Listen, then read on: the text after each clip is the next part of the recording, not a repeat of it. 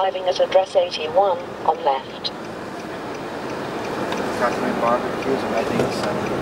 Our government, the power is with the people. If you accept, as most people do, that the Creator gave us our Constitution, then if you trust in that, there's a recipe there that should be obeyed. You know, with what's going on now in America, you know, it's not just about the Democratic Party. You know, there's signs of us headed in a socialist direction, and some people even say a communistic direction.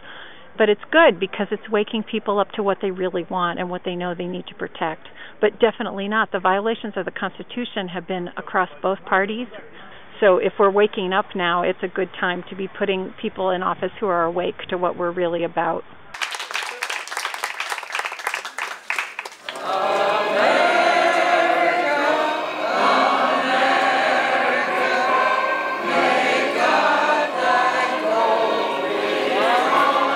Well, the Constitution doesn't make any provisions for health care.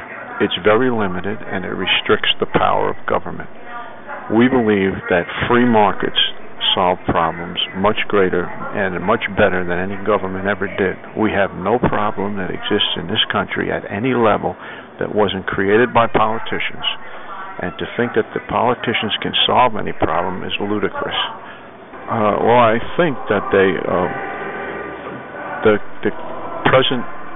present occupant of the White House, he is the most unqualified and inexperienced person I could imagine. He doesn't believe in our Constitution, and the people that surround him certainly don't believe in it.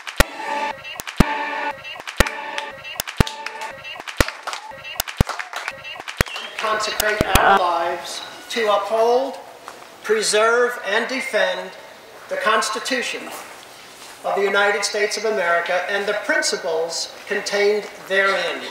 There's a lot of frustration with people who bring in elected officials to do what they want them to do with the federal government, and the elected officials, the elitists, feel as though that they belong there and they don't need to listen to the people that voted them in the first place. Government is too big. It's entirely too big, and they keep on raising our taxes. I think the Tea Party movement is pretty much everybody, all the voters, the constituents. They're getting tired of their elected officials not listening to them. I think that our movement is nonpartisan.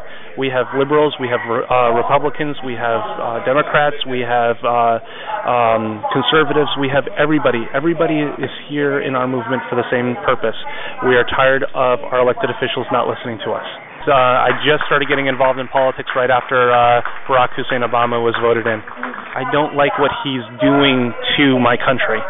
He's not listening to his people and the people that voted him in, and you're hearing that now from a lot of the people who voted for him in the last election that said, I'm not going to vote for him again because I don't see the change that he's bringing about.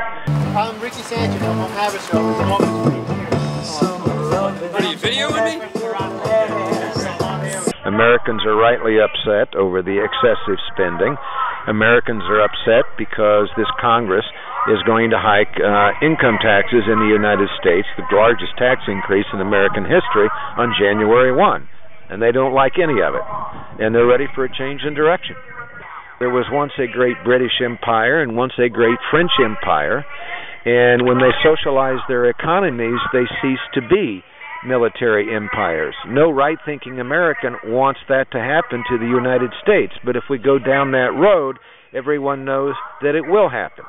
We have millions of people who are on food stamps. We have millions of people drawing unemployment checks. And we think a better route to go is to allow this free enterprise system to flourish. State sovereignty is the 10th Amendment to the Constitution. This movement is about the concept of Mommy. the right of states to assert that any law passed by Congress is unconstitutional and may be nullified. First of all, the Bible describes the homosexual act in a most severe offense.